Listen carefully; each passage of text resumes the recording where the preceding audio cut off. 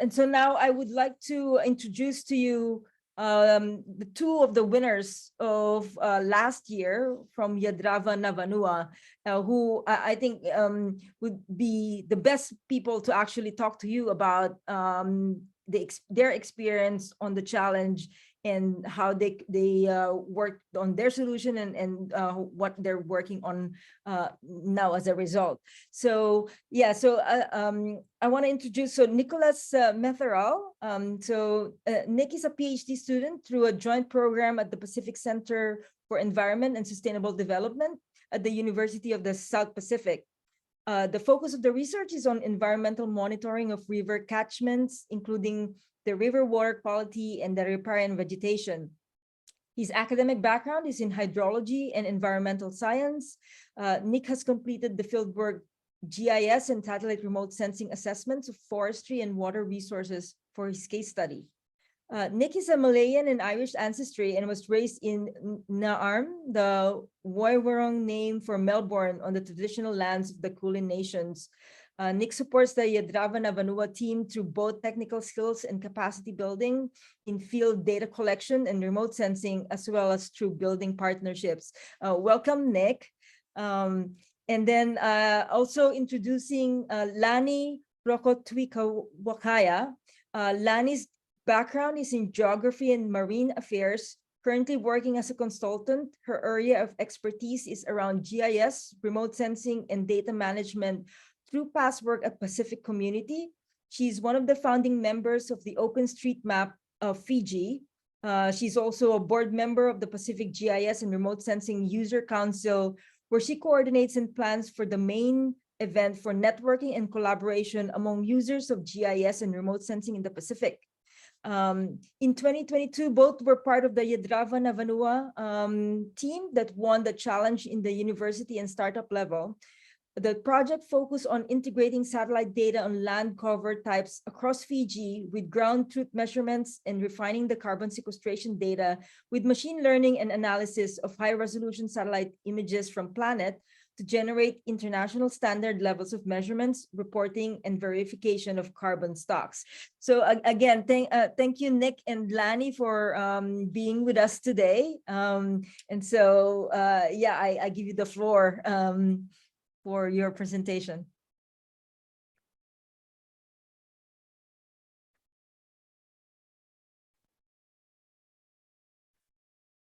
Thank you so much for having us today. So myself and Nick will be presenting on the project we actually worked on last year for the space-based challenge. And I'm going to start with the first half and Nick is going to finish it with the second half.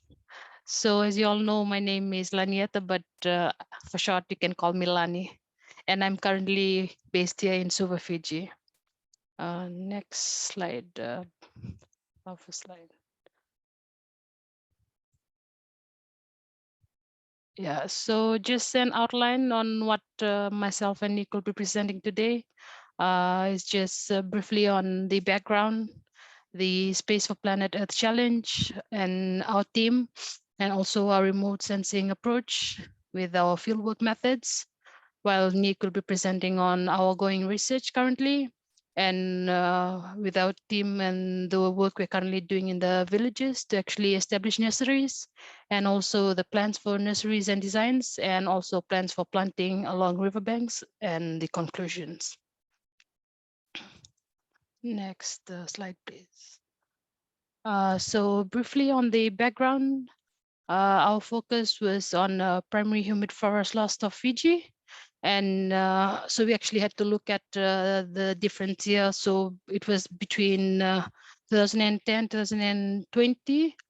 And so for the forest loss in Fiji has recorded in 2010, so 1.42 million hectares of trees were lost.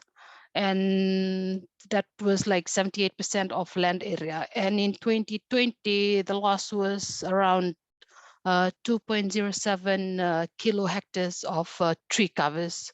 So then we had a comparison from 2002 to 2020, which we found that actually it was the loss of 6.2 kilohectares of humid primary forest, which was 1.2% loss in humid primary forest of Fiji. So mainly it was due to clearing of forest, mining, and other extractive industry that actually impact hydrological connectivity in landscape, as well as sediment cycle of dynamics. And also, I think next slide, Nick.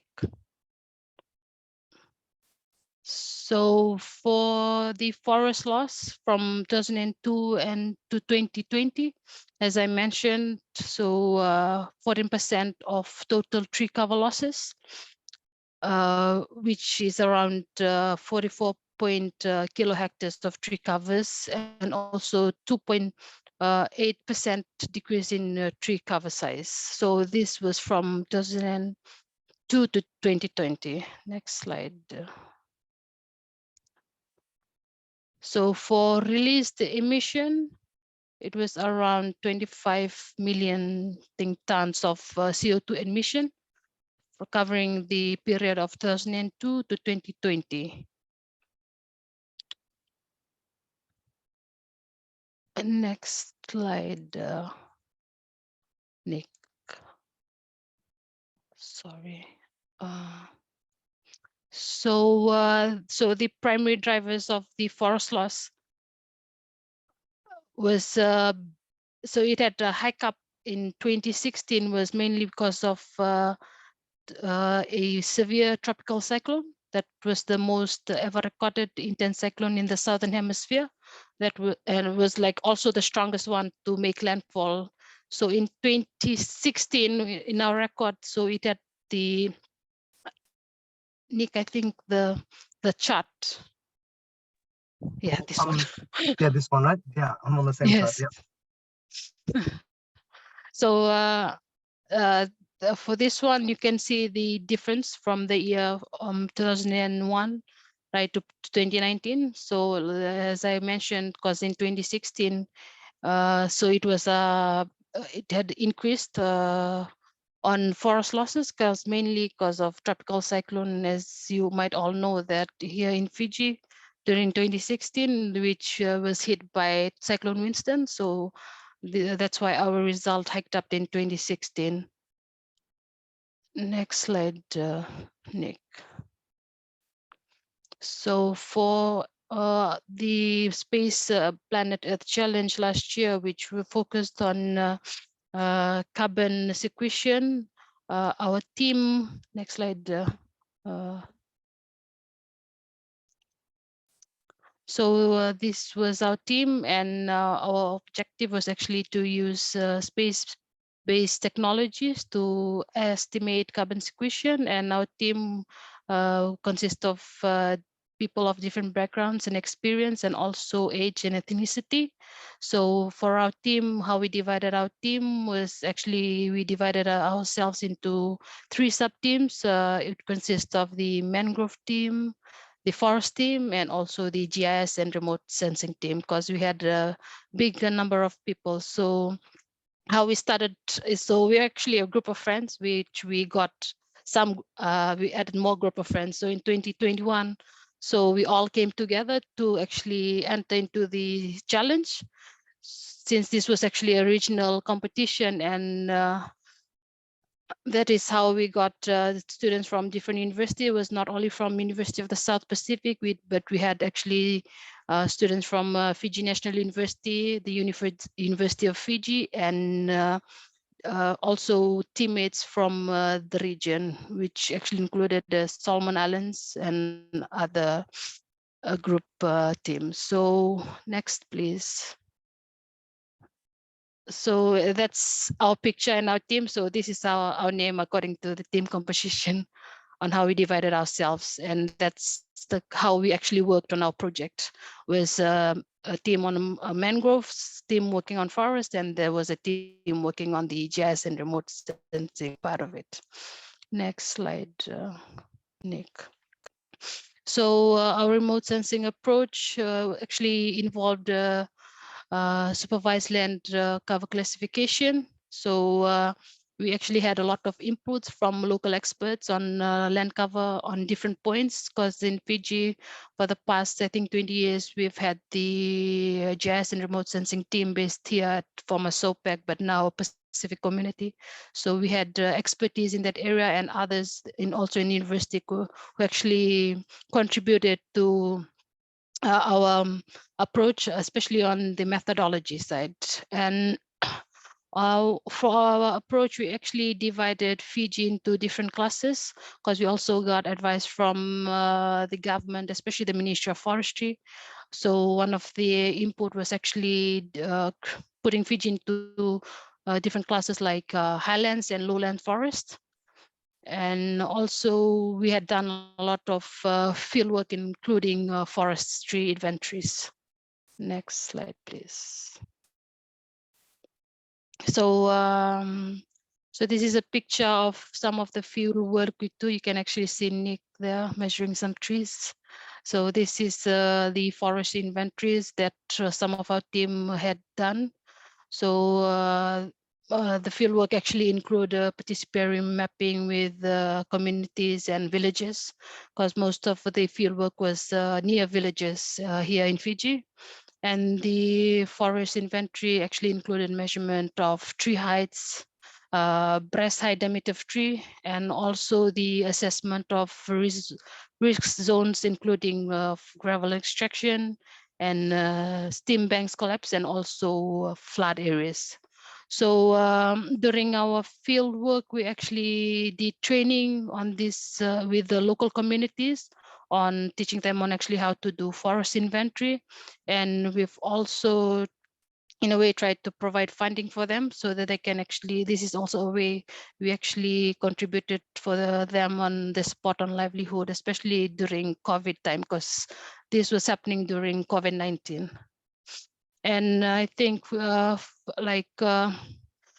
after this first field work, afterwards, I think Nick just made a phone call, because there was like a lot of restriction of moving around. We couldn't actually travel from the Central Division to the Western Division. So after the training with the local communities, they were able to actually do some field work for us and get measurements, because after that training, so it was actually useful training the local community. And we actually had an advantage, especially during COVID-19, on getting our data ready.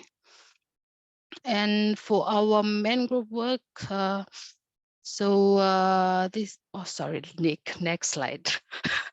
So same as the team actually went around doing transact, and because most of our team actually consists of master's students and PhD students, so we had a lot of team going out for fieldwork, actually collecting data for their studies and also for our project, and that's how we actually contributed to the challenge.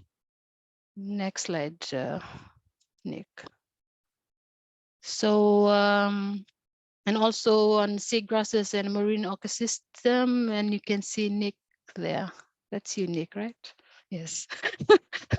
So and thanks to Nick, he actually carried out got data for us for seagrasses, and he was actually going out doing the field work. Next slide, Nick. So this was some of the output we actually got. So delineating ecosystem for GHG inventories. And I think Nick would talk more on that. Next slide, Nick, is you, yeah, on our current project. And thank you very much. Nakalani, thank you very much for that. Yeah, my audio is working okay for everyone, I hope. Great. Thank you, Lani. So yeah, I just want to add that with the mangroves, a lot of the work was completed with some other team members, including Salote and Arti and others.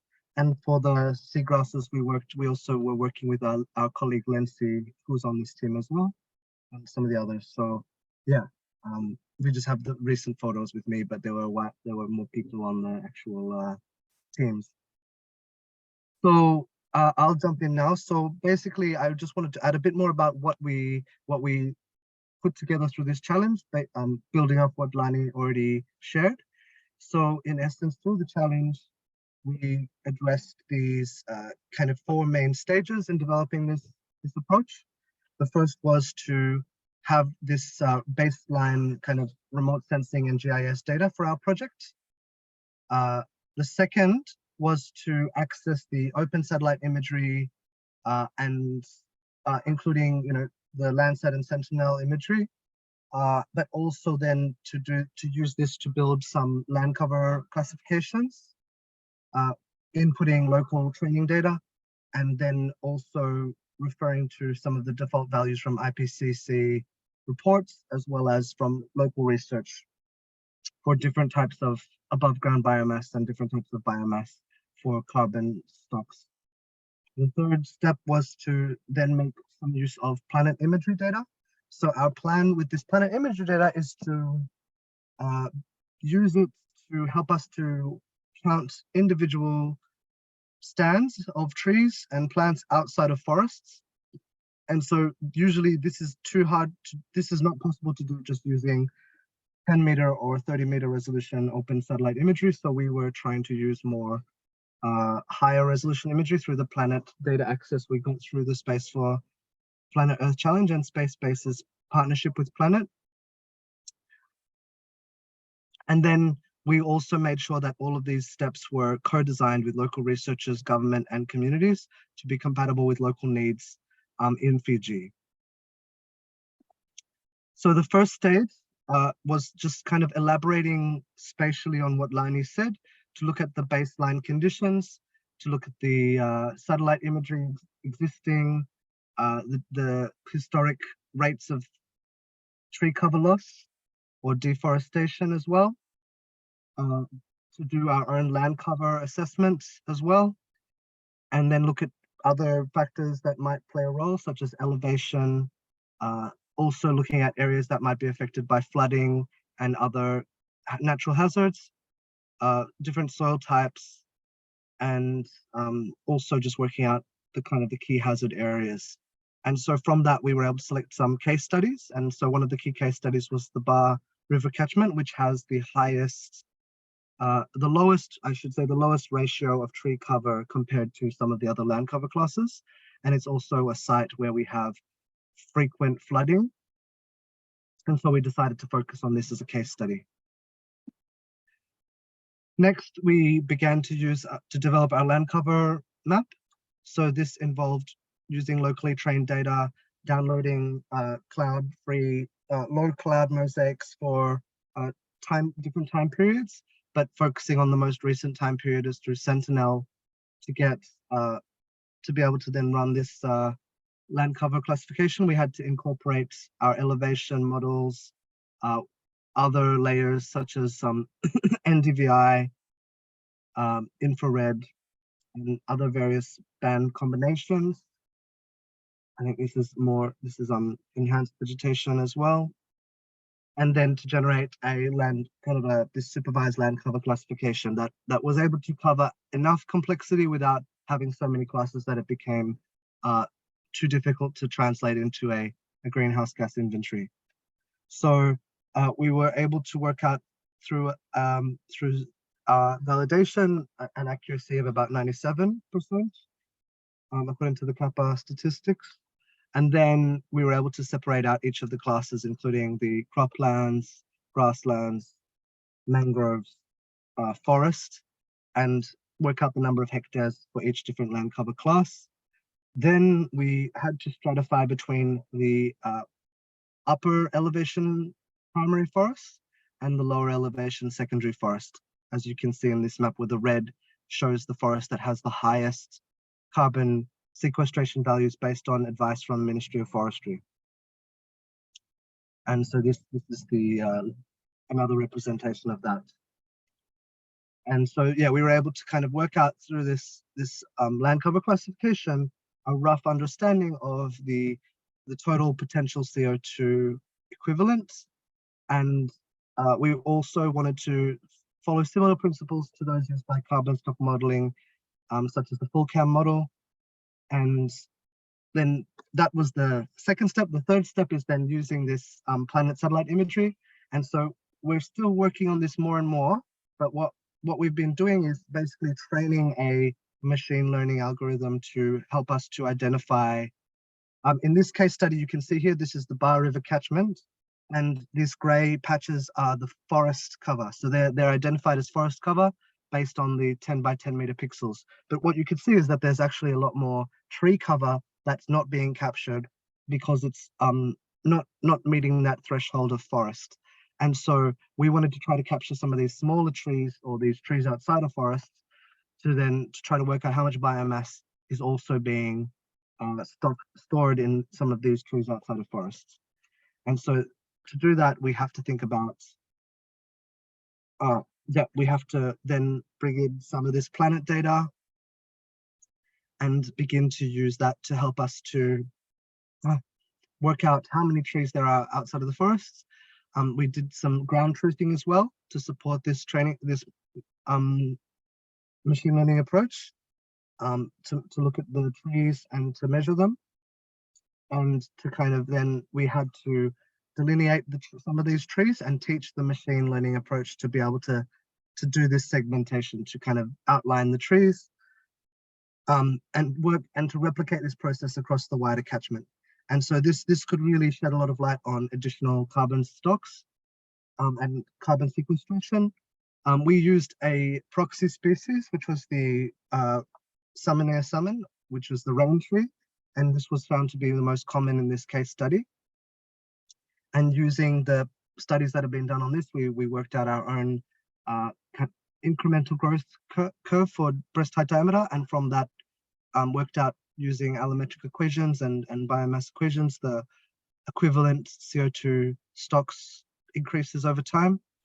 And then applying that, these are some examples of figures that could be useful as indicative. So in this case, we find that when you have currently through the international market or EU emissions trading units, schemes, and the Australian Emissions Reduction Fund or the New Zealand emissions trading schemes, there are different prices for current prices for carbon credits, and this slide is based on a year ago when we presented it. So the prices keep changing, but they are modeled to increase into the future. So there is modeled to be a large return on investment per ton. So this is representing, one credit is representing 1 ton of CO2. And so if this is for 1 ton, then if you think about what that means across a catchment, where you have, 1 hectare being, in this case, about 14.1 tons, and then across a wider floodplain of 15,000 hectares, you might have something like 200,000 tons, and then across the country, you might have all these other, 4 million tons of CO2 equivalent of trees outside of forests. So, so this is just something worth us considering. I'll elaborate a little bit more on the fieldwork we did to train this. We also did a lot of forestry measurements. This is part of our ongoing research since the competition has ended. We've used some of the funding to do ongoing research on forestry inventories, looking at, the rain tree example, acacia hockey is another example, pine trees, and invasive species such as the Spathodea campanulata or African tulip. We've also looked at a lot of agroforestry. A lot of these areas in Fiji in particular and throughout the world are, intensive cropping and clearing of forest, but in the future, some of this might be converted to more traditional indigenous forms of agroforestry, as we're seeing here. And so what could be these are trees outside of forest, what could be the added carbon benefits? So our research adds to this as well. And this ongoing work in the mangroves with Salote and team, and ongoing, these are some of the points here at the map where we've taken tree measurements. We've now reached more than 1,000 trees since the end of the competition. And we're also looking at areas where we'd like to plant more trees. So this would involve looking at areas that are prone to erosion and stream bank collapse.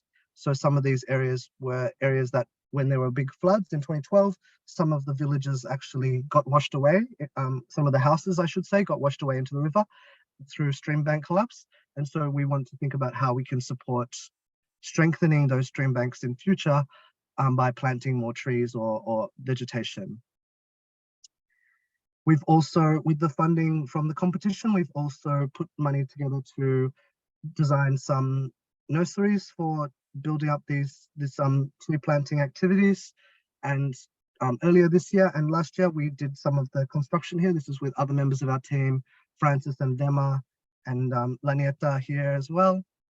And yeah, I'm somewhere here, and we have other members of the team here as well. And this was us doing our community engagement, working with villages, including Lani's village and other villages. So this is all part of a plan, a longer term plan to support us to be able to do more riparian tree planting and support strengthening of stream banks. And ideally, this would then also feed into further work on carbon credit projects, carbon removal projects, which can then support the climate. Basically, this is all to support, ideally to support climate financing reaching communities in villages. And so that's why we would like to continue to do this work with nurseries in villages and tree planting with village communities. So yeah, the key points are that there is a strong role for GIS and remote sensing and these space technologies for not only for site selection, but also for this measurement, reporting and verification of carbon sequestration. Also for methane coming into this year's project. Methane is a really important greenhouse gas that we need to be paying more attention to. There hasn't been enough research done on it. So all of you being part of this competition and this incubation, you're going to be shedding a lot of light on a really important area. So we really strongly encourage you to be involved with this Space for Planet Earth Challenge, and we've all learned so much through it, and we're very grateful to the team at Space and all of the mentoring and all of the learnings and the incubation. We've grown a lot over the past few years through this program, and it's leading us to more and more opportunities. Recently, we were contacted by a New Zealand company to support the baseline work, nursery establishment, and measurement, reporting, and verification for some more carbon credit projects. So we're really happy about that. And none of this would have been possible without the support of Space, without the support of the Space for Planet Earth Challenge. So with that, I just want to say Vinaka Vakalevu from Lani and myself and the rest of the team to Space and to the Space for Planet Earth Challenge. So Naka.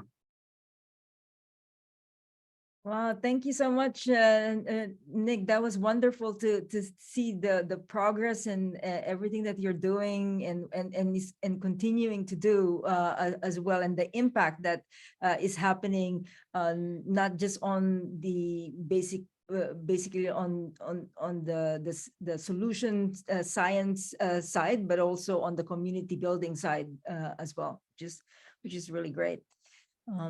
So I think there's I see one question. In any case, for the audience, yeah, if you have any questions, probably it's easier if you just put it on the chat, or you can just also put up your hand and we can get your questions directly. But I guess, yeah, the question here is, was the government interested in the GHG inventory results that you are measuring?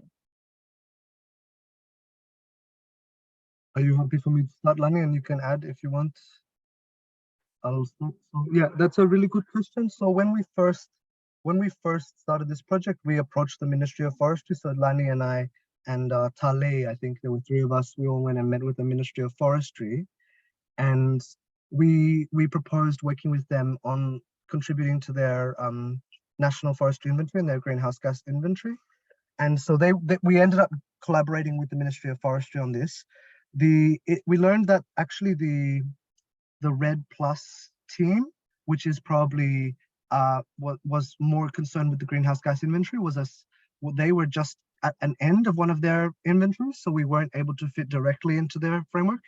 But we ended up collaborating more on trying to incorporate more space technologies into their ongoing MRV, and also the work we're still connecting with the Ministry of Forestry. They've recently had a change in government, so we have to update our contacts again, but we're planning to contribute all of our findings to the Ministry of Forestry, and it's certainly something that that is key to their work. And not just the Ministry of Forestry, but we've been talking to Fiji Pine Limited about some of the work we're doing. They're very, I mean, a lot of people are quite interested in the impacts of cyclones as well on forests and vegetation. There's been some studies done on mangroves, and we wanted to continue on that for wider vegetation. But yeah, but we are collaborating with Lani. I think you have some contacts with Ministry of Forestry for us to build on our nurseries. Yeah, Lani?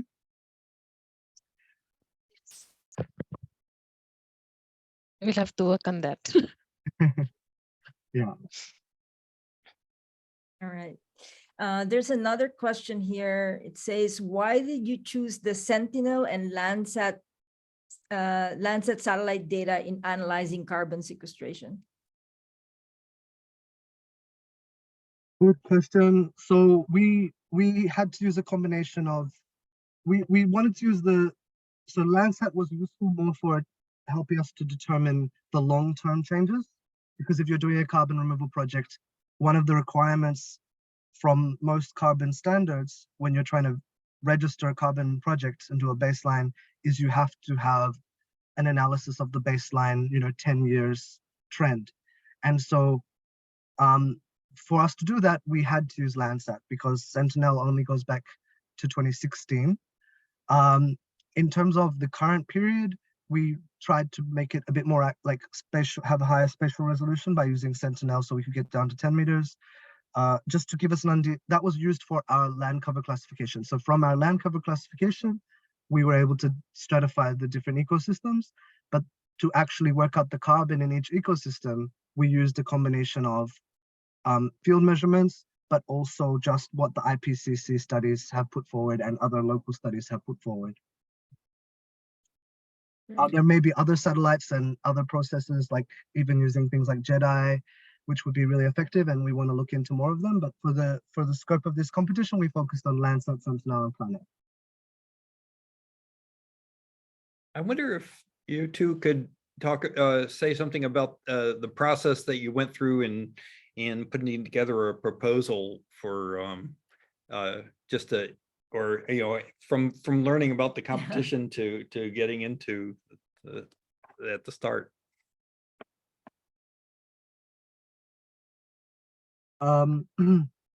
So maybe I could cover a little bit on the start, and Lani, maybe if you want to add on how we've got the team together to contribute to it, maybe. But in essence, for some of our supervisors at the University of the South Pacific raised our awareness about Space for Planet Earth Challenge. We didn't know about it until some of the professors at the university mentioned it. And so we kind of, from my understanding, and Lani, please add to this, maybe talk a bit about the other team members in our team and what they're doing, but it was basically about bringing together networks and team members who were currently doing research in this space. So Lani, I don't know if you can elaborate a bit on the different team members we brought together to contribute to the proposal. Yes, so for our team members, we had different backgrounds. Like most of us were students and currently just started work, also like early career, in our early careers. So, and most of them, they study like we had, I think, 3 group members that were currently concentrating on mangrove. There was Charlotte, Arti, and Nancy. So that's how we actually formed our group. So according to the area of expertise you came in, for myself, because I had from my work experience and from my studies, I was actually mostly involved in forest mapping. I did a lot of forest dam mapping and inventories. So that's how I was involved in heading the forest team. And for Nick and the other team, and we also included not only students, but also advisors such as Nathan Wales and Elizabeth Holland. Those were advisors from climate change, and Nathan was actually part of the geography and GIS school in the University of the South Pacific. So we actually had this group of people. That's actually how we formed our team, according to your background and your experience and whatever skill sets you bring into getting the challenge done. So that's how we managed to group ourselves. And I also wonder, during the process, did you actually change your thinking about or approach or changes, Or was it straightforward and yeah, you already know? you already knew what you wanted to do? A good question. You have to think back. I think we actually learned a bit from there were so many kind of webinar sessions that you organized, Space organized for us. And we just kind of, we learned a bit a lot as we went. So I remember there were some really good ones from, I think it might have been the New Zealand Land Care, and there might have been also from Planet. I mean, we kind of studied in a lot of the webinars, even the ones that weren't related to our challenge. Like there was one about the Coral Allen Atlas. That was really good, even though it wasn't directly related to what we were doing. But I think we kind of learned incrementally, and we kind of made small adjustments. But our general direction was quite clear from the instructions of the competition. Great. Any other questions? I know we're now at the end of the session. I mean, we can stay for sure if there's any other additional questions from people, but we're definitely conscious of people's time as well. But any other questions from the audience? So just as a reminder, we are recording this, and so we will certainly share this shortly. There's one. Okay, so during your research, what software do you specifically use during the analysis of the remote sensing data? Well, I'll start, and Lani, if you want to add anything, let me know. So we mainly made use of a mixture of, because we often try to make more use of the open source softwares. And so we did make use of QGIS, Quantum GIS. We made use of QFields, which is the QGIS's field app for taking data in the field. And we also, I mean, a lot of the land cover classification work was done in that and in Google Earth Engine. We also use Google Earth Engine, which is kind of more of a platform than a software per se. But we also kind of, yeah, I think there might have even been some, in some of the webinars that Space for Planet Earth ran, they also did some tutorials on some of those software. I think maybe it was QGIS or the QGIS. Yeah, yep. QGIS. That's right. Yeah. I don't know, Lani, if there's, I think that was it. Yeah, I think that was it. Yes, that was it. Great. Yeah, thank you.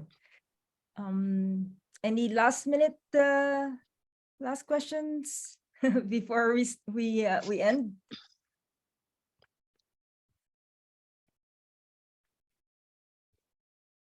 All right. Well, I think maybe we'll just end here. And again, thank you so much to Nick and Lani for being part of this briefing.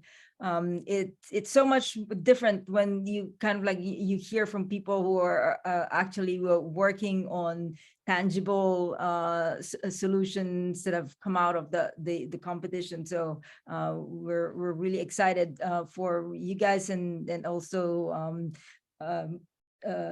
excited to see where your research and your project go as well, and kind of in the next coming months.